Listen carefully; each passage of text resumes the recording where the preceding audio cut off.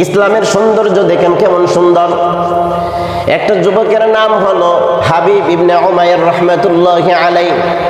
ওই হাবিব ইবনে উমাইর রাহমাতুল্লাহি আলাইহি কাফেরদের সাথে যুদ্ধ করেছেন। কাফেরদের সাথে যুদ্ধ করতে গিয়ে একটা পর্যায়ে ওই হাবিব ইবনে উমাইর রাহমাতুল্লাহি আলাইহি কাফেরদের 10 জনকে হত্যা করে দুনিয়া থেকে বিদায় করেছেন। একটা পর্যায়ে কাফেররা ওই হাবিব ইবনে উমাইরকে টার্গেট করলো। ওই যুবকটা যেহেতু আমাদের 10 জনকে হত্যা করেছে, ওই যুবকটাকে দেখি ধরা যায় কিনা। যদি ওই যুবকটাকে যদি ধরা যায়, ওই যুবকের দ্বারা অনেক ফায়দা আমরা বেঈমানরা নিতে পারবো। কাফেররা কি বলতেছে, যদি ওই হাবিবকে ধরা যায়, এত বীর পুরুষ, এত তীরন্দাজ, এত তরবারির, তার বাহুর মধ্যে এত শক্তি, সুতরাং দুর্বল মুসলমানের চাইতে শক্তিশালী ইমানদারের দাম আছে না নাই? আল্লাহ তাআলার কাছে অনেক বেশি। এবার হাবিব ইবনে উমাইরকে একটা পর্যায়ে কাফেররা যুদ্ধের মধ্যে ধরে ফেলল। এবার ওই কাফের সর্দার যেই ছিল, সেই ব্যক্তির নাম ছিল রুমান। রুমান এবার হাবিব ইবনে উমাইরকে নিয়ে কারাগারের মধ্যে বন্দী করলো। এবার কারাগারের মধ্যে বন্দী করার পর ওই রোমান সর্দারের প্রজারা জিজ্ঞাসা করে, ওই হাবিবকে যে আপনি ধরছেন, কেন ধরছেন? আবার ধরছেন, মেরে ফেলি তাকে, দুনিয়ার মধ্যে তারা রাখিয়া কোনো লাভ নাই। এবার রোমান সর্দার ডাক দিয়ে কয়, না না, আমি তাকে মারবো না। এমন বীর পুরুষ আমাদের দলের মধ্যে ঢুকানো দরকার। যদি এমন একটা মুসলমান আমাদের দলের মধ্যে ঢুকাতে পারি, তাহলে সেই মুসলমানরা যেইভাবে তার দ্বারা যুদ্ধের মধ্যে সফলতা অর্জন করে, আমরাও যদি তাকে যদি আমাদের দলের মধ্যে ঢুকাতে পারি, তাহলে তার দ্বারা আমরাও সেইভাবে মুসলমানের সাথে যুদ্ধের মধ্যে বিজয় অর্জন করতে পারবো। এই টার্গেট নিয়ে রোমান সর্দার প্রজাদেরকে বলে, তোমরা দেখো আমি তাকে কিভাবে আমাদের ধর্মের মধ্যে ঢুকাই। এবার রোমান সর্দার কারাগারের মধ্যে চলে গেল। কারাগারের মধ্যে যাইয়া বলতেছে, ওরে হাবিব, তুমি এখন আমাদের দলের মধ্যে বন্দী, আমাদের কারাগারের মধ্যে বন্দী। এখন আমরা যদি চাই তোমাকে হত্যা করতে পারি, চাই যদি আমরা তোমাকে ফাঁসি দিতে পারি, তবে তোমার জন্য একটা অপশন, তোমার জন্য একটা অফার আছে। যদি আমাদের অফার যদি মেনে নেও, তাহলে তোমাকে আমরা কারাগার থেকে মুক্তি দিয়ে দিব। এবার রোমান সর্দার বলতেছে, হাবিব, তোমার জন্য প্রথম পুরস্কার, তুমি যদি তোমার ধর্মটা যদি ত্যাগ করে আমাদের ধর্মের মধ্যে যদি দাখিল হয়ে যাও, তাহলে প্রথম পুরস্কার হলো আমার একটা যুবতী মেয়ে আছে, ওই যুবতী মেয়েটাকে আমি তোমার কাছে তুলে দিব, ওই মেয়েটাকে আমি তোমার কাছে বিয়ে দিয়ে দিব, প্রথম পুরস্কার। 2 নম্বর পুরস্কার হাবিবকে বলতেছে, ওরে হাবিব, 2 নম্বর পুরস্কার হলো আমার গোটা রাজ্যের অর্ধেক রাজত্ব তোমার নামে আমি লিখে দিব। দেখছেন নি কারবার? হাবিব ইবনে উমাইরকে বলতেছে যে তুমি যদি আমাদের ধর্মের মধ্যে যদি ঢুকো, প্রথম পুরস্কার আমার মেয়েকে তোমার সাথে বিয়ে দিয়ে দিব। 2 নম্বর পুরস্কার আমার রাজত্বের অর্ধেক তোমার নামে আমি লিখে দিব, তোমার নামে আমি লিখে দিব। এমন অফার যদি আপনি আমি পাই, তাহলে কি বুঝো? রাজত্বের গোটা একটা রাজ্যের অর্ধেক তোমার নামে লিখে দিবে, আপনার নামে লিখে দিবে, কি অবস্থা? এবার হাবিব ইবনে উমাইর ডাক দিয়ে কয়, রে রুমান কাফের, ওরে বেহায়া বেলাজা নির্লজ্জ, তোদের মতো বেঈমান আমরা মুসলমানরা না। তুই যদি তোর মেয়ে, কেন গোটা রাজ্যের মধ্যে যত যুবতী মেয়ে আছে, এরপরে তোর গোটা রাজ্যের অর্ধেক, কোন গোটা রাজ্য যদি আমি হাবিবের নামে লিখে দেও, তারপরে আমি হাবিবের ঈমান বিন্দু মাত্র ধ্বংস করতে পারবি না। কন্যা সুবহানাল্লাহ। হাবিবের ঈমান বিন্দু মাত্রই ধ্বংস করতে পারবে না। কে বলতেছে? ওই ঈমানদার যুবকটা বলতেছে। এবার রোমান চিন্তা করে দেখলো, আমার প্রজাদের কথা বুঝি ঠিক হয়ে যাবে, বাস্তব হয়ে যাবে। প্রজারা যে বলছিল ঈমানদার, ওই যুবকটা ঈমানদারের ঈমান ধ্বংস আপনি করতে পারবেন না। এবার রোমান চিন্তা করে, তাহলে কিভাবে যুবকটাকে আমাদের দলের মধ্যে ঢুকানো যায়। এবার চিন্তা করে দেখে, তার মেয়েটাকে যদি ওই যুবকের কাছে যদি পাঠাইয়া দেয়, সাজগুজ করে পাঠাইয়া যদি দিতে পারে, আর হাবিব যুবক তার সুন্দরী মেয়েটাকে দেখে যদি তার সাথে অপকর্মে যদি লিপ্ত হয়ে যায়, অপকর্মের মধ্যে লিপ্ত যদি হতে পারে, তাহলে মুসলমানের ঈমান তার আল্লাহ তাআলার পক্ষ থেকে ওই মুসলমানের প্রতি রহমতের ছায়া উঠে যাবে, বিদায় তার ঈমানটা দুর্বল হয়ে যাবে। আর ঈমান যদি দুর্বল হয়ে যায়, তাহলে হাবিবকে আমাদের ধর্মের মধ্যে ঢুকানো সম্ভব। চক্রান্ত কি? ফিতনা হিসাবে মেয়েকে ফিট করলো যে আমার মেয়েটাকে যদি তার কাছে উপস্থাপন করা যায়, আমার মেয়েটাকে যদি তার কাছে দেওয়া যায়, আর মেয়ে যদি তার রূপ দেখায়, এত সৌন্দর্য দেখানোর পরে যদি আমার মেয়েটাকে যদি তার ধর্মের মধ্যে তার সাথে খারাপ কাজ করাইতে পারে, তাহলে মুসলমানের ইমান এমনিই দুর্বল হয়ে যাবে। কারণ আপনি যখন কবিরা গুনাহ করে ফেলবেন, আপনার ইমান কি হয়ে যাবে? পাওয়ার ইমানে কমে যাবে। এবার হাবিব ইবনে উমাইয়ারকে যখন মেয়েটাকে যাইয়া বলতেছে, রোমান সর্দার গিয়া বলতেছে, আমি একটা যুবক ধরে আনছি, ওই যুবকটা অনেক বীর পুরুষ, অনেক বাহাদুর, আমি চাই ওই যুবকটাকে তোমার কাছে তুলে দিব, ওই যুবকের কাছে তোমাকে বিয়ে দিয়ে দিব।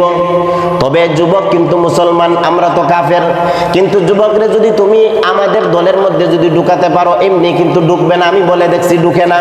তুমি যদি তোমার প্রেমের মধ্যে ফালাইতে পারো, তোমার সাথে খারাপ কাজে লিপ্ত করতে পারো, তাহলে তার আল্লাহ তাআলার রহমত তার থেকে উঠে যাবে, তখন সে এমনিতেই আমাদের ধর্মের মধ্যে ঢুকতে প্রস্তুত হয়ে যাবে। এবার মেয়েটাও বাবার কথা শুনিয়া চিন্তা করলো, এটা আমার জন্য কোনো ব্যাপার না, এমন কোন রাজ্যের মধ্যে কোনো যুবক নাই যেই যুবক আমাকে দেখলে পরে পাগল হয়ে যায় না। ওই যুবকটা আবার কেমন মুসলমান, আমার কাছে একবার দিয়া দেখো, আমি তারে আমার প্রেমের ফাঁদে ফালাইতে পারবো, আমি তারে আমার উপকর্মের মধ্যে লিপ্ত করতে পারবো। এবার বাবাটা কথা শুনিয়া তার রাজ্যের মধ্যে নিয়ে আসলো, ওই কারাগার থেকে হাবিব ইবনে উমাইয়ারকে বের করে। এবার হাবিব ইবনে উমাইয়ারকে বের করে তার রাজ্যের মধ্যে একটা কুটার মধ্যে বন্দী করে রাখলো।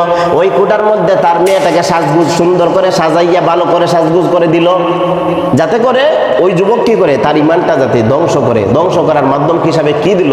তার মেয়েকে দিল। এবার মেয়ে সাজগুজ করিয়া 3 দিন যাবত চেষ্টা করছে, 1 দিন 2 দিন 3 দিন যাবত চেষ্টা করছে। মেয়ে আপনাকে যদি চায় তার সাথে খারাপ কাজে লিপ্ত করতে, তাহলে তো বুঝাই যায় কেমন ভাবে আপনাকে চেষ্টা করবে। যত রকমের চেষ্টা আছে, তার যত কিছু দেখানোর প্রয়োজন সব কিছুই আপনাকে দেখাবে, যাতে আপনার লোভ লালসা যাতে মেয়ের প্রতি চলে যায়, আর আপনি কি করেন তার সাথে খারাপ কাজে লিপ্ত হয়ে যান। এবার রোমান সর্দারের মেয়ে 1 দিন 2 দিন নয় বন্ধুরা আমার 3 দিন পর্যন্ত চেষ্টা করলো। 3 দিন পর্যন্ত চেষ্টা চালানোর পর দেখলো হাবিব ইবনে উমাইয়ার যে নিচের দিকে যে তাকালো আর সামনের দিকে তাকায় দেখে না আমার সামনে যে মেয়েটা আসছে, মেয়েটা কি রকম, কালো নাকি সুন্দর, মেয়েটা কি বুঝাতে চায়। হাবিব ইবনে উমাইয়ার কিন্তু মাথার আর উপর দিকে তুলে না। এবার রোমান সর্দারের মেয়ে 3 দিন পর্যন্ত চেষ্টা করার পর খারাপ কাজে যখন লিপ্ত করাতে পারলো না, এবার ওই মেয়েটা ডাক দিয়া কয়, রে যুবক, 3 দিন পর্যন্ত আমি তোমাকে খারাপ কাজ করানোর জন্য চেষ্টা করলাম, কিন্তু তুমি একটা বারের জন্য খারাপ কাজ করা তো দূরের কথা, আমার দিকে একবার তাকালে না। বলো কোন জিনিস তোমাকে আমার দিকে খারাপ কাজ করা থেকে বিরত রাখছে? আমার দিকে যে তুমি তাকাইলে না 3 দিন যাবত, একটা বারের জন্য খারাপ নজরে চাইলে তো তাকাইতে পারতা। তোমার কোন ইমান, কোন জিনিসে, কিসে তোমাকে বাধা দিল? অথচ আমি এমন একটা ঘরের মধ্যে নিয়ে আসছি, যেই ঘরের মধ্যে আমি আর তুমি ছাড়া আর দ্বিতীয় আর কেউ নাই। ওই ঘরের মধ্যে যদি তুমি আমার সাথে যা করো তাই করতে পারবা, কিন্তু তোমার কোন জিনিসে তোমাকে বাধা দিল? আমার তো মনে হয় না আমার এই রাজ্যের মধ্যে এমন কোনো যুবক পাওয়া যাবে। এবার হাবিব ইবনে উমাইর আল্লাহর গোলাম ডাক দিয়া কয়, আমার আল্লাহ তাআলা কোরআনের মধ্যে বলছেন, আল্লাহু লা ইলাহা ইল্লা হুয়াল হাইয়ুল কাইয়্যুম লা তাখুযুহু সিনাতুন ওয়ালা নাওম। বলেন আল্লাহু আকবার।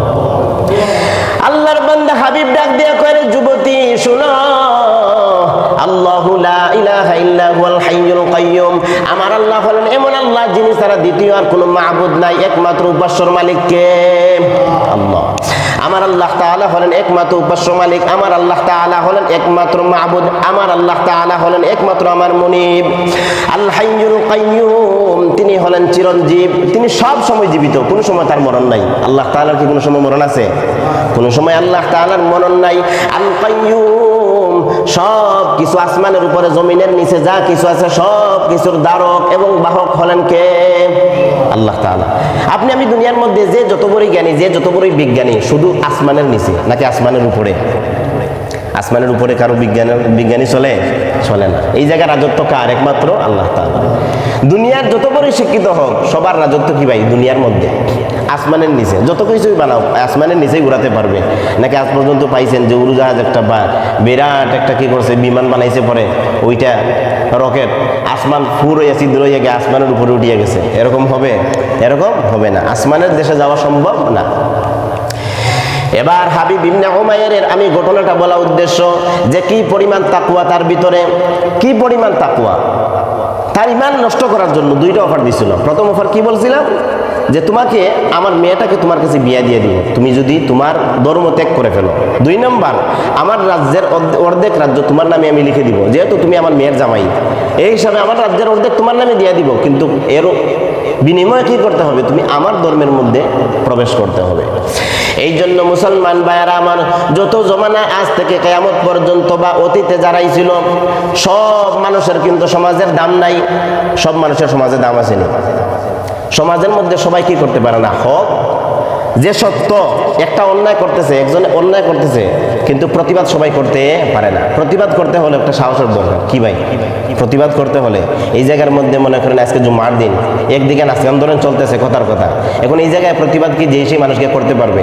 সেই করতে পারবে যার একমাত্র আল্লাহ তাআলার ভয় তার দিলের মধ্যে আছে, আর সে চায় যে ওই প্রতিবাদ যাইয়া করতে যাইয়া যদি আমার মরণ হয়ে যায়, তারপরেও আমি আল্লাহ তাআলার কাছে সফল পুরুষ হিসাবে গণ্য হব, কারণ খারাপ কাজ বন্ধ করতে যাইয়া। এই জন্য রাসূলুল্লাহ সাল্লাল্লাহু আলাইহি ওয়াসাল্লাম বলেন, মান রাআ মিনকুম মুনকারান ফালইয়ুগাইয়িরহু বিয়াদিহি ফাইন লাম ইস্তাতি' ফাবিলিসানিহি ফাইন লাম ইস্তাতি' ফাবিকলবিহি ওয়া যালিকা আযআফুল ঈমান।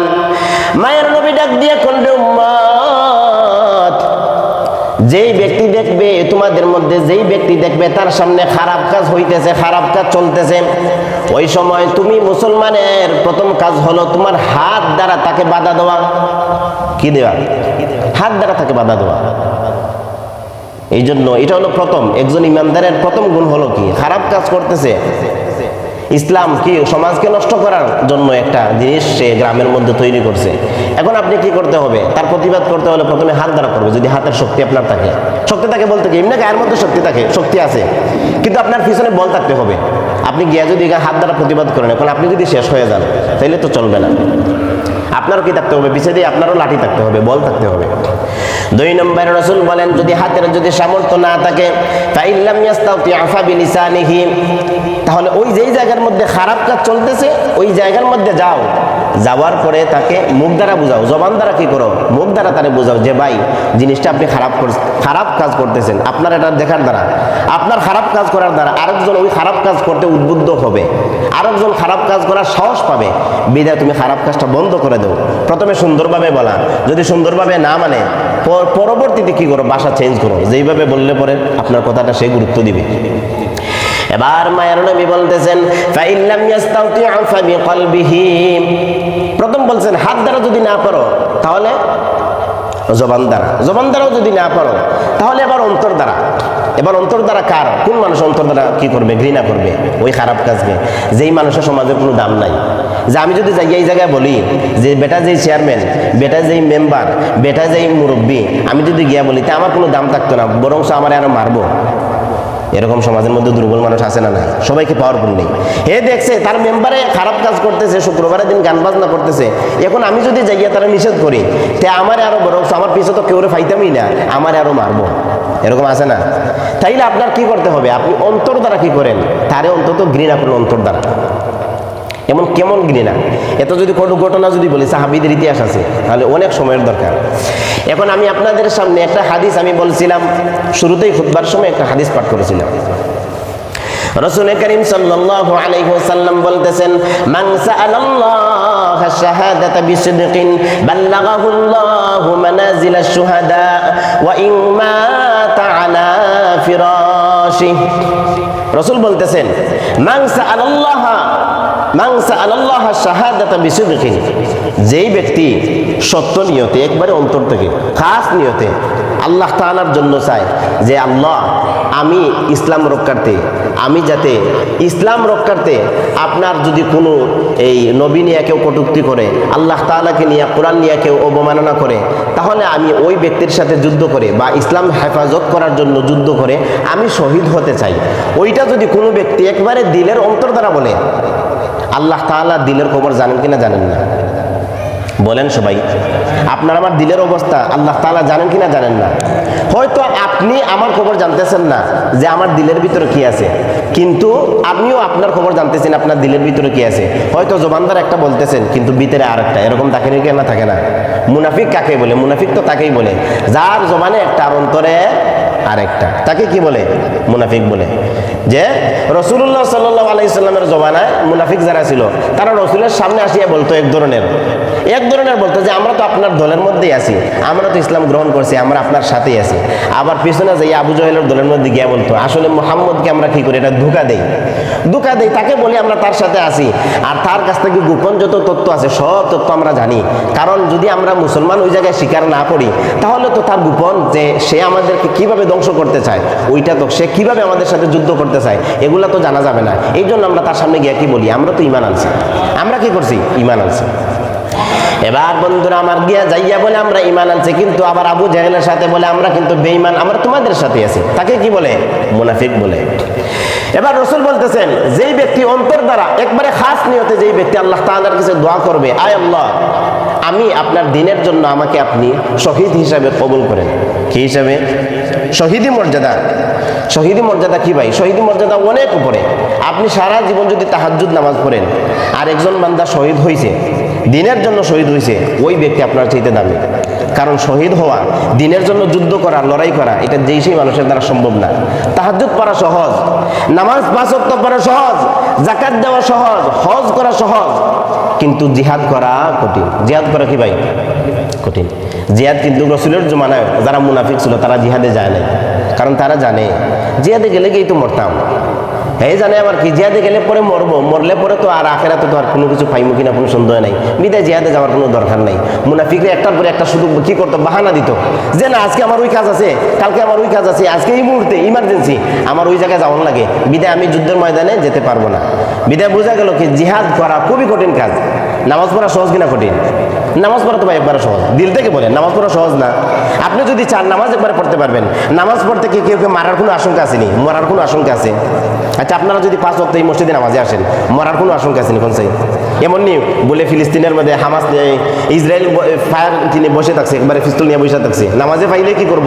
বন্দুকের ক্রস ফায়ার করে দিব, এরকম কোনো ভয় আছে আমাদের? কোনো ভয় নাই। কিন্তু আপনি যান ফিলিস্তিনের হামাসরা যে যুদ্ধ করতেছে, এই যুদ্ধ কি মনে করেন? কি পরিমাণ ঈমান থাকলে পরে এই যে কাফেরদের সাথে তারা যুদ্ধ করতেছে, তারা জানে যেই কোনো মুহূর্তে আমার ঈমান আমার কি হতে পারে, আমার মৌত হতে পারে, আমার মৃত্যু হয়ে যাইতে পারে। তারপরেও তারা কি করতেছে? লড়াই করতেছে। তারপরে তারা আত্মসমর্পণ করতে কিনা কাফেরদের মোকাবেলা রাজি না। তারা বলে আমরা যতদিন জীবিত আছি ততদিনে কি করব, তোমাদের সাথে লড়াই করে যাব। এই জন্য মুসলমান ভাইরা আমার, রাসূলুল্লাহ সাল্লাল্লাহু আলাইহি ওয়াসাল্লাম বলতেছেন যেই ব্যক্তি অন্তর দ্বারা একেবারে খালিস ভাবে আল্লাহ তাআলাকে বলে, আয় আল্লাহ আপনি আমাকে শহীদ হিসাবে দুনিয়ার থেকে নিও, শহীদ হিসাবে দুনিয়ার থেকে নিও, শহীদি মরণ আমাকে দান করিও। এবার রাসূলুল্লাহ সাল্লাল্লাহু আলাইহি ওয়াসাল্লাম বলেন, বাল্লাগাহুল্লাহু মানাজিলাশ শুহাদা। আমার আল্লাহ তাআলা আমার ওই উম্মতকে, যেই উম্মত আল্লাহ তাআলাকে বলছে আমাকে শহীদি মরণ দিও, আমার আল্লাহ তাআলা তাকে শহীদি মর্যাদা অবশ্যই দিবেন। বলেন না সুবহানাল্লাহ। আপনি আমি যদি শহীদি মর্যাদা ভাই, দুনিয়ার জীবনেই যে আপনি আমি আছি, আমার দ্বারা দিনের ফায়দা কি হইতেছে? একবার নিজেকে চিন্তা করেন যে আমার দ্বারা দিনের ফায়দা কি হইতেছে। সাহাবীরা এই দিন যদি সাহাবীরা যদি রেখে না যাইতেন, রাসূল যদি মেহনত না করতেন, সাহাবারা যদি তাদের ঈমান জানমাল যদি না দিতেন, এই আজকে ইসলাম ধর্ম কি আমাদের পর্যন্ত পৌঁছতো? বলেন ভাইয়েরা, পৌঁছতো? হ্যাঁ, তারা কত ত্যাগ করেছেন, তারা বাড়িঘর চাচ্ছেন, হিজরত করছেন, মক্কা থেকে মদিনায় গেছেন বাড়িঘর ছাড়িয়া। আর আপনি আমি বাড়িঘর ছাড়িয়া যাওয়ার লাগে? আপনি আমি এখন পর্যন্ত বাংলাদেশে কোনো অবস্থা হয়েছে নি যে ইমান রক্ষা করার জন্য এক দেশ থেকে আমরা আরেক দেশে গেছি, এমন হয়েছে নি? আমাদের বাড়ি করে আছি। এবার রাসূল বলেন যেই ব্যক্তি নিয়ত করলো খালেস ভাবে যে আমি আল্লাহ তাআলা আপনি আমাকে শহীদি মরণ দিও, যদি আল্লাহ তাআলা ওইভাবে যদি খালিস নিয়ত যদি বলে আমার উম্মতকে আল্লাহ তাআলা শহীদি মর্যাদা দান করবেন। এরপরে রাসূল বলেন এখন শহীদি মর্যাদা পাইতে হলে তো যুদ্ধের ময়দানে যাওয়া লাগবে। যুদ্ধ গিয়া করলে পরে তুমি শহীদ হইবা দোয়া করছো, এখন শহীদি মর্যাদা পাইতে হলে তো আপনাকে যুদ্ধ করতে হবে। কি করতে হবে? কাফেরদের সাথে যুদ্ধ করতে হবে। এখন রসুল বলেন তুমি এমন একটা জমানায় আছো, ধরো ওই জায়গার যুদ্ধের কোনো পরিবেশ আপনি পান নাই, আপনি জীবনে হায়াত যতদিন পাইছেন যুদ্ধের আপনি পরিবেশ পান নাই। এখন যুদ্ধের যদি পরিবেশ না পাও, তাহলে আমারে মারলে কি আপনার শহীদি মর্যাদা হইব না? আমারে মারলে তো আপনার আরো বিরাট গুনাহ হবে।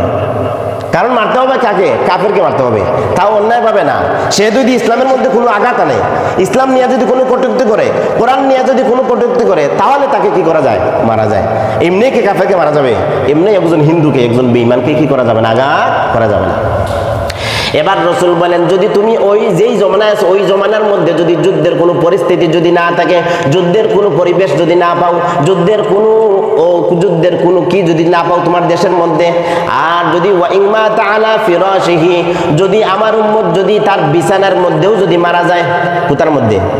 তার বিছানার মধ্যে, মানে তার ঘরের মধ্যেও যদি মারা যায়, আর সে নিয়ত কি ছিল যে আল্লাহ তাআলা আমাকে শহীদি মর্যাদা কি দেও, শহীদি মৃত্যু আমি চাই আপনার কাছে, শহীদি মৃত্যু। আর ওই ব্যক্তি যদি একবারে খালিস নিয়ত, তো আল্লাহ তাআলাকে বলছে, আল্লাহ তাআলা শুনছেন কিনা শুনছেন না? আওয়াজ দিয়ে বলেন, শুনছেন কিনা শুনছেন না? আল্লাহ তাআলা শুনছেন। এবার রসুল বলতেছেন আমার ওই উম্মতটা যদি তার ঘরের মধ্যে তার বিছানার মধ্যেও যদি মারা যায়, আমার আল্লাহ তাআলা তাকে শহীদি মর্যাদা দান করবেন। কন্যা সুবহানাল্লাহ। আর আওয়াজ দিয়ে বলেন ভাইরা সুবহানাল্লাহ। এই হাদিসটা বলার উদ্দেশ্য হলো, আজকে গত রাত্রে আপনার আমার প্রিয় মানুষ যারা মোবাইল জগতে আছেন, ফেসবুক ইউটিউব যারা চালান, যুবক ভাইয়েরা আমার, তারা সবাই জানেন আমাদের উসমান হাদি ভাই দুনিয়ার থেকে গতকাল রাত্রে চলে গেছে। গতকাল রাত্রে কি হয়ে গেছে? চলে গেছে। এখন বন্ধুরা আমার চিন্তা করেন, তাদের মৌত, আল্লাহ, তাদের মৌত কি পরিমাণ দামি, এটা একমাত্র ওই যুবকটার কথা খারাপ কতটুকু শুনছেন জানি না, আমি যতটুকু বয়ান দেখলাম ভাই বিশ্বাস করেন, সে বেটা এমপি হবে। কি হবে? এমপি হতে চায়। মির্জা আব্বাস আছে না বিএমপির, মির্জা আব্বাস যেই জায়গার থেকে কারা হবে, ওই জায়গার থেকে ওই উসমান ভাই কি, উসমান হাদি ভাই কি হবে, প্রার্থী হিসাবে কারা হয়েছে। কিন্তু তার প্রচার প্রসারণা দেখেন, ফজরের নামাজে যায়। কোন সময় যায় ভাই? ফজরের নামাজে যায়। ফজরের নামাজের পরে হিলার লিফলেট ফজরের নামাজের পরে কি করে? প্রচার প্রসার করে যে ভাই, কাউকে ভোট দেওয়ার কথা বলতেছে না, যে ভাই দর দরখাস্ত, ভাই দর দরখাস্ত, চাচা হইলে চাচা, কাকা হইলে কাকা, যাকে যেটা, আঙ্কেল হইলে আঙ্কেল, এভাবে বলতেছে। চিন্তা করেন বাংলাদেশের নজিরে এরকম আমরা তো কত এমপি দেখছি, বিএমপি দেখছি, আওয়ামী লীগ দেখছি, জাতীয় পার্টি, কত কিছু দেখলাম। বলেন চাই ফজরের নামাজের পরে কোনো এমপি এই সময় এমপি একা আসিয়া, অথচ এমপির পদে কারা হইতেছে, এরকম পোস্টার আপনাকে আমাকে দিছে, এরকম হয়েছে? আরে বেটা নামাজই তো পড়ে না। যে এমপি যারা হয়, মন্ত্রী যারা হয়, কয়টা এমপি দেখলাম আওয়ামী লীগের সময়, কোন একজন মন্ত্রীর কথা আমাকে বলেন যেই মন্ত্রী, যে এমপি 5 ওয়াক্ত নামাজ পড়তো? আপনাদের এমপি কি 5 ওয়াক্ত নামাজ পড়তো? হ্যাঁ। কিন্তু দেখেন কেমন যুবকটা সব সময় বলতো, মৃত্যুর আগে কিছু ভিডিও তো ভাইরাল হয়েছে, যে বলছে আমি কোন দিন জানি শহীদ হয়ে যাব, কিন্তু আমি যদি শহীদ হয়ে যাই, আমার ছেলেটার প্রতি, আমার সন্তানটার প্রতি, আমার বাচ্চাটার প্রতি কি করবো আপনারা নজর রাখুন। তার দিলের মধ্যে ঢুকে ফেলছে, সে বুঝে ফেলছে আমি আর দুনিয়ার মধ্যে বেশি দিন নাই। কারণ যারাই সত্যের পথে থাকে তারা দুনিয়ার মধ্যে বেশি দিন থাকতে পারে না। কি ভাইয়েরা, যারা সত্যের পথে থাকে তারা দুনিয়ার মধ্যে বেশি দিন থাকতে পারে না। এই জন্য আল্লামা সাঈদী রহমতুল্লাহ আলাইহি বলতেন যে বিড়ালের মতো এই 100 বছর বেঁচে থাকিয়ে কোনো লাভ নাই, সিংহের মতো যদি 1 ঘন্টা বাঁচতে পারো, ওইটারই কি দাম তোমার কাছে আছে। এই জন্য রসুল করিম সাল্লাল্লাহু আলাইহি ওয়াসাল্লামের জমানায়ও অনেক যুবক আমার বয়সী, আরো কিছু বড়, আরো কিছু ছোট, অনেক ছোট ছোট সাহাবীরা বা আমার বয়সী এরকম অনেক সাহাবীরা মারা গেছে। অনেক সাহাবী। শুধু যুদ্ধকে কারা করবে? যুদ্ধকে আপনি করতে পারবেন? আপনাকে যুদ্ধ করার বয়স, ভালো করে একটা দৌড়ই তো দিতে পারবেন না, যুদ্ধ করার তো দূরের কথা। যুদ্ধ তো আমাদের মতো, এই যে ভাইয়ের মতো, আমার মতো, এই যে ভাইয়েরার মতো, এদের মতো মানুষই কি করে যুদ্ধ করতে হবে। এখন চিন্তা করেন আমাদের মুসলমানদের অবস্থাটা কেমন। আমরা কেউই ইসলামের জন্য যে যুদ্ধ করব, লড়াই করব, আগে আমার ইমানটাই তো শুদ্ধ করছি না, আমার ইমানটাই তো পরিপূর্ণ আমার দিলের মধ্যে নাই। এখন ইমান যেই ব্যক্তির দিলের মধ্যে পরিপূর্ণ নাই, ওই ব্যক্তি কি কাফেরের সাথে যুদ্ধ করা সম্ভব? কাফেরের সাথে যুদ্ধ করা সম্ভব না। তুমি তো তোমার নিজের সাথে যুদ্ধ করতে পারো না। তোমার মন বলে নামাজ পড়তাম না, তুমি নামাজ পড়তেছ না। তোমার মন বলে সুদ গাও, তুমি সুদ গাইতেছো। তোমার মন বলে মেয়ের সাথে অবৈধভাবে প্রেম করো, তুমি প্রেম করতেছো। তোমার মন বলে মেয়ের সাথে খারাপ জিনা করো, তুমি জিনা করতেছো। মন যা বলে তা করতেছো। তোমার নিজের সাথে আমি কি করতেছি না, যুদ্ধ করতে পারতেছি না। কিন্তু যেই বান্দা উসমান হাদি দুনিয়ার থেকে চলে গেল, বাংলাদেশের জন্য ইতিহাস হয়ে গেছে, বাংলাদেশের জন্য ইতিহাস হয়ে থাকবে। এই যে উসমান হাদি ভাই মারা গেল, কেমন গুলিটা করছে, এমন গুলি করার পরে তো বাঁচা অসম্ভব। তাও অনেক মানুষ এরকম আছে না ভাই, অনেক মানুষ তার জন্য নামাজ পড়ে কান্নাকাটি করছে। এই যে এক সপ্তাহ যাবত যে হিলা হসপিটাল ছিল, পুরুষ থেকে নিয়ে অনেক যারা আল্লাহ তাআলাকে ভয় করে, যারা ভালো মানুষকে মহব্বত করে, আর যারা দুর্নীতিবাজ, যারা চাঁদাবাজ, যারা সন্ত্রাস, যারা বদমাস, এরা তো কইব যে মরছে ভালো হয়েছে, আমরা এখন এমপি হওয়ার চান্স পাইছি, আমরা এখন এমপি হওয়ার কি পাইছি, চান্স পাইছি। হে থাকলে তো ফাইলে মিলে না, কারণ এ যেবা প্রচার প্রসার করে মানুষের মনে এমনিতেই গলে যাবে। ফজরের পরে তার কি করে প্রচার প্রসারণার কাজ, ফজরের পরে, জোহরের পরে, মাগরিবের পরে, এশার পরে। এরকম কোন এমপি আছে ফজরের নামাজের পরে গিয়া কি করতেছে, এই পোস্টার কি করতেছে, ভাই আমি এমপি হতে চাই, এই পোস্টারটা দোয়ার দরখাস্ত, ভোট দেন না দেন কি দরখাস্ত, দোয়ার দরখাস্ত। এমনিতেই তো আপনার মন সাক্ষী দিবে, হাই রে এরকম একজন মানুষই তো আমরা চাই, আমরা এরকম একজন মানুষই তো আমাদের সংসদে পাঠাইতে আমরা চাই। এই জন্য বন্ধুরা আমার, হাদিস আমি বলার উদ্দেশ্য হলো, রসুল বলতেছেন প্রত্যেক মানুষই তার দিলের মধ্যে কি যেন থাকে, শাহাদতের, তার জিহাদ করার, তার শাহাদতের, ইসলামের জন্য তার শাহাদত করার জন্য দিলের মধ্যে আগ্রহ থাকে। কারণ সব তুমি পছন্দ করো, নামাজ পছন্দ করো, জাকাত পছন্দ করো, হজ পছন্দ করো, রোজা পছন্দ করো, কিন্তু জিহাদ পছন্দ করো না, তাহলে তোমার ইমান ভিতরে নাই। তোমার ইমান ভিতরে কি নাই? নাই। জিহাদ অনেক মানুষ আছে পছন্দই করে না, মুসলমানের সন্তান কই জিহাদ কি, এটা তো জঙ্গি, এটা কি, এটা তো জঙ্গি, জিহাদ মানে কি, জঙ্গি সংগঠন, এটা তো জঙ্গিদের কাজ। রসুল কি জিহাদ করেন নাই? সাহাবারা জিহাদ করেন নাই? তারা যদি জিহাদ না করতেন, বলো ইসলাম আমাদের পর্যন্ত কিভাবে আসতো? তাইলে তো আবু জেহেল ওই সময় কি করতো, রসুল মুহাম্মদ সাল্লাল্লাহু আলাইহি সাল্লাম সহ নাউজুবিল্লাহ একবারে শেষ করে দিত, তাহলে ইসলাম আমরা পাইতাম, ইসলাম আমাদের পর্যন্ত আসতো। এখনো অনেক জায়গায়, বাংলাদেশের জমিনে অনেক জায়গায় তো কোরআনকে নিয়ে আলাতায়, আমরা এরকম ভিডিও দেখি। ওই যে বাউল সরকার, আবুল সরকার যে কি করলো, আল্লাহ তাআলাকে নিয়ে কুল আউযু বিরাব্বিন নাস বলতেছে, কুল আউযু বিরাব্বিন নাস, আল্লাহ তাআলা নাকি সূরার মধ্যে নাসার কথা বলতেছেন, বলেন না নাউজুবিল্লাহ।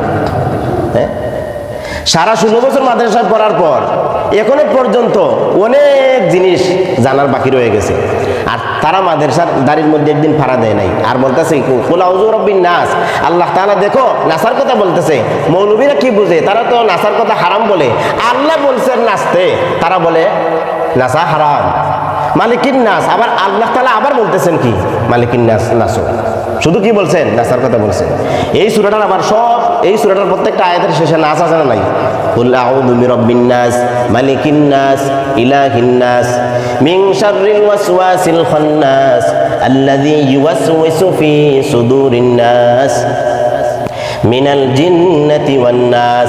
সারা সূরাটা বান্দা পড়লো, পড়িয়া বলতেছে সারা সূরার মধ্যে নাকি আল্লাহ তাআলা নাসার কথা বলছে, বলেন না নাউজুবিল্লাহ। এবার ওই ব্যক্তির পক্ষেও অনেক মুসলমানরা তার মুক্তির দাবি জানায়, এরকম আপনারা দেখছেন না, অনেক মুসলমানের সন্তান তার মুক্তি চায়, কি চায়, তার মুক্তি চায়। এরপরে বলতেছে আল্লাহ তাআলা একবার নাকি কলম সৃষ্টি করছেন, একবার নাকি আরো কি সৃষ্টি করছেন, এরকম কয়েকটা কথা কয়ে বলতেছে আল্লাহ তাআলা মুখ দিয়া কয় নাকি আরো কি দিয়া কথা কয়, শুনছেন তো?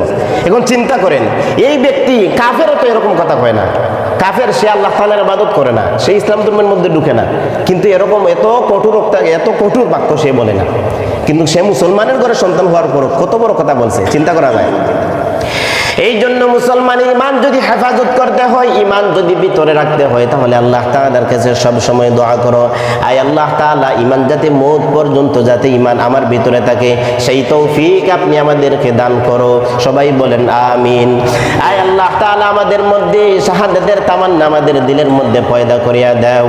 আয় আল্লাহ দ্বীনের জন্য, ইসলামের হেফাজত করার জন্য আমরা যাতে যুদ্ধ করতে পারি, এরকম সাহস আমাদের দিলের মধ্যে পয়দা করিয়া দাও, বলেন না আমিন। আয় আল্লাহ, যদি আপনার নবীর কথা সত্য, আমরা এটা ভালো করে বিশ্বাস করি। আয় আল্লাহ, আপনার নবী বলছেন, যেই বান্দা, যেই উম্মত একেবারে খালিস নিয়তে যুদ্ধ করার জন্য নিয়ত করবে, ওই ব্যক্তিটা যদি ঘুমের ঘরেও যদি মারা যায়, বিছানার মধ্যেও যদি মারা যায়, তাহলে ওই ব্যক্তিকে আল্লাহ তাআলা শহীদি মর্যাদা আমার আল্লাহ তাআলা দিয়ে দিবেন, বলেন না সুবহানাল্লাহ। এই জন্য যুবক ভাইরা দেখো আজকে ইসলাম কিভাবে ধ্বংস হইতেছে। আজকে তুমি নামাজ পড়তেছো না, তুমি খেলা নিয়ে ব্যস্ত। এই যে এখানে যে সময় আসছিলাম, বয়ান তো শুরু হয়েছে 12:30টার দিক থেকে, এখানে আসার পরে দেখলাম আমার যুবক ভাইয়েরা মাঠের কাজ করতেছে। কেন? তাদের খেলার প্রতি তাদের খুবই মহাব্বত। আজকে তারা ইসলাম বুঝে না, ইসলাম তারা বুঝে নাই। ইসলাম না বুঝার কারণে তারা বুঝছে কি? তারা বুঝছে মেসি, তারা বুঝছে রোনাল্ডো, তারা বুঝছে নেইমার। তারা তাদের ফলো করার জন্য, তাদের সিরত, তাদের আদর্শ তার দিলের মধ্যে ফিট করার জন্য, তার মাথার মধ্যে ফিট করার জন্য, তার জামার মধ্যে ফিট করার জন্য খুবই প্রস্তুত। কিন্তু মুহাম্মদ সাল্লাল্লাহু আলাইহি ওয়াসাল্লামের কি আদর্শ ছিল, উনার কি জীবনী ছিল, এই জীবনীর একটা বই মুসলমানের বাচ্চারা কি পড়ে? যারা মাদ্রাসায় লেখাপড়া না করে না, মাদ্রাসা যারা লেখাপড়া করে নাই, বলো কয়টা স্কুলের ছাত্র বা স্কুলে যারা পড়ালেখা করে নাই বা যারা পড়ছে, কয়জন ছাত্র এমন পাওয়া যাবে যে রসুলের সিরাত, রসুলের আদর্শ কিরকম ছিল বই পড়তেছে? এরকম যুবক পাওয়া খুবই কঠিন, খুবই কঠিন। কারণ যুবক যদি আজকাল যদি নবীর আদর্শ যদি পড়তো, সাহাবীদের জীবনে যদি পড়তো, রসুল কি রকম, আমাদের রসুল কি ছিলেন, এগুলো যদি পড়তো, তাহলে কোনো মুসলমানের সন্তানে কি পারতো না, খেলোয়াড়দেরকে অনুসরণ করতে পারতো না। আজকে দেখো না, যে আর্জেন্টিনার মেসিকে ফলো করে, নেইমারকে ফলো করে, সে মেসিকে ফলো করে, তার বুকের মধ্যে কি মেসির জামা, তার চুলের মধ্যে কি মেসির কাটিং। যে নেইমারকে ফলো করে, তার গায়ের মধ্যে নেইমারের জামা, তার চুলের মধ্যে মেসির কাটিং, তার জামার মধ্যে আবার নেইমারের শুধু তার এই যে দলীয় জার্সি, এটাও শেষ নাই, তার ফটো পর্যন্ত লাগানো। তাকে কিনা থাকে না ভাইয়েরা? বলেন তাকে কিনা থাকে না? এবার রাসূলুল্লাহ সাল্লাল্লাহু আলাইহি ওয়াসাল্লাম বলতেছেন, মান তাশাব্বাহা বিকওমিন ফাহুয়া মিনহুম, যে কওম, যে সম্প্রদায়, যে জাতির মানুষ যাকে অনুসরণ করবে, আমার আল্লাহ তাআলা কিয়ামতের দিন ওই বান্দার সাথে তাকে হাসর করাইবে। চিন্তা করছেন? আপনি আমি যদি রাসূলুল্লাহ সাল্লাল্লাহু আলাইহি ওয়াসাল্লামকে যদি আদর্শ হিসাবে মানি, আমাদের আইডল হিসাবে যদি মানি, মুহাম্মাদের অনুসারী যদি আপনি আমি হইতে পারি, তাহলে আপনার আমার হাসর মুহাম্মাদের সাথে হবে। আর যদি আপনি আমি মেসিকে ফলো করি, নেইমারকে ফলো করি, রোনাল্ডোকে ফলো করি, আরো ভিন্ন ভিন্ন খেলোয়াড়কে যদি ফলো করি, তাহলে তারা তো কাফের, তারা তো সবাই আমরা শিকার দেই, তারা হলো জাহান্নামী। বিদায় জাহান্নামী স্বীকারোক্তি দিয়েও তোমার শেষ নাই। তুমিও যে দুনিয়ার মধ্যে থাকতে সময় তাদেরকে ফলো করেছো, আমার আল্লাহ তাআলা এমন বেজার করেছো, আল্লাহ তাআলা রসুলকে বানাইছেন তোমার আমার জন্য আইডল হিসাবে, কিন্তু তুমি রসুলকে পছন্দ করো নাই, রসুলের কোনো আদর্শ, কোনো জীবনী তুমি পড়াশোনা করো নাই। তুমি পড়েছো মেসিকে দেখতেছো, নেইমারকে দেখতেছো, খেলোয়াড়ের আদর্শ গ্রহণ করতেছো। জেনে নাও, শুনে নাও, আমার আল্লাহ তাআলা কিয়ামতের দিন সব মানুষ যখন দাঁড়াইবেন, এবার কিয়ামতের দিনের ভয়াবহ অবস্থা দেখিয়া সব উম্মতেরা স্বীকার করবে, আয় আল্লাহ, আমরা হলাম মুহাম্মদ সাল্লাল্লাহু আলাইহি ওয়াসাল্লামের অনুসারী, আপনি আমাদেরকে মুহাম্মদের সাথে জান্নাতে দিয়ে দাও। আমার আল্লাহ তাআলা বলবেন, বেঈমানের দল, তোমরা পার্থক্য হয়ে যাও, ইমানদারদের থেকে তোমরা আলাদা হয়ে যাও, কারণ আমি আল্লাহ তাআলা সব দেখছি। আল্লাহ তাআলা সব দেখতেছেন না? আল্লাহ তাআলা সব দেখতেছেন। দুনিয়ার মধ্যে কেটা কি করতেছে, আল্লাহ তাআলা কি দেখতেছেন? সব দেখতেছেন। এই জন্য মুসলমান ভাইয়েরা আমার, রসুলের কথা যদি মিথ্যা মনে করো, তাহলে তোমার ঈমান ধ্বংস হয়ে যাবে। আর রসুলের কথা যদি সত্য মনে করো, তাহলে আজ থেকে আপনি আমি সবাই নিয়ত করি, আজ থেকে আপনি আমি সবাই নিয়ত করি, আমরা আমাদের আইডল কে? বলেন রসুল মুহাম্মদ সাল্লাল্লাহু আলাইহি সাল্লাম। আপনার আমার আইডল কে হবে? মুহাম্মদ সাল্লাল্লাহু আলাইহি সাল্লাম। কারণ ওই দিন মুহাম্মদ সাল্লাল্লাহু আলাইহি সাল্লাম ছাড়া আর আমাদেরকে কেউ হেফাজত করবে না, কেউ বাঁচাবে না। একমাত্র মুহাম্মদ সাল্লাল্লাহু আলাইহি সাল্লাম আপনার আমার জন্য কান্নাকাটি করবেন। বিদায় এই যেই রসুল আপনার আমার জন্য কান্নাকাটি করবেন, সেই রসুলের অনুসারী না হইয়া, সেই রসুলের আদর্শ আমাদের মধ্যে না নিয়া, মেসির আদর্শ যদি আনি, নেইমারের আদর্শ যদি আনি, তাহলে আপনার আমার হাসর হবে মেসির সাথে, নেইমারের সাথে। এখন আপনারা বলেন, মেসি নেইমার কি জান্নাতে যাবে? বলেন ভাইয়ের আমার, মেসি নেইমার কি জান্নাতে যাবে? যাওয়ার কোনো সুযোগ আছে? তারা কি রবকে রব বলে বিশ্বাস করে? আল্লাহ তাআলাকে এক বলে স্বীকার করে? কোনো স্বীকার করে না। বিদায় খেলা দেখাও বাদ দেও, খেলার দেখার ওইগুলা খেলা যদি দেখো, আমি বলি এখন তো যদি খেলা দেখতেই হয়, তাহলে তাদের আদর্শ জানো, তাদের চুলের কাটিং জানো, তাদের জামার কাটিং জানো, আপনার আমার জামার মধ্যে আইয়া ফিট না হয়। তাদের চুলের কাটিং জানো, আপনার আমার জামার মধ্যে ফিট না হয়। আপনার আমার ফিট হবে রসুলের সুন্নত, টুপি আইসা আপনার আমার মাথার মধ্যে ফিট হবে। কি সুন্নত? রসুলের সুন্নত টুপি আইসা ফিট হবে। রসুলের সুন্নত জামা পাঞ্জাবি আসিয়া কি করবে? আপনার আমার গায়ের মধ্যে ফিট হবে। নেইমারের জামা, মেসির জামা যাতে আপনার আমার গায়ের মধ্যে ফিট না হয়। কারণ ওই সময় আল্লাহ তাআলা এত বেজার হন। আর আল্লাহ তাআলা বলছেন, আমি তোমাদের নবীকে আমি নিজে মহাব্বত করি। কন্যা সুবহানাল্লাহ। সব নবীদের কথা, কোন নবীর কথা আল্লাহ তাআলা বলেন নাই যে আমি ওই নবীকে আমি নিজে ভালোবাসি। সুতরাং আমাদের নবীর বেলায় আল্লাহ বলছেন, আমি নিজে মুহাম্মদকে ভালোবাসি। কিন্তু আপনি আমি ভালোবাসি না। যেই নবীকে আল্লাহ ভালোবাসে, মাছ ভালোবাসে, কীট পতঙ্গ যা আছে সবগুলা ভালোবাসে, গাছ পাতা সহ, কিন্তু আপনি আমি ওই নবীকে চিনলাম না। ভাইয়েরা আমার, মনে নাও, জেনে রাখো, যে যতটুকু দুনিয়ার মধ্যে করতেছো, পরকালে ওইগুলার হিসাব আল্লাহ তাআলা আপনাকে আপনার পাওজা বুঝাই দিবেন। আপনাকে আপনার পাওনা কি করবেন, বুঝাই দিবেন আপনি দুনিয়ার মধ্যে কি করছেন। এই জন্য সময় অনেক লম্বা হয়ে গেছে।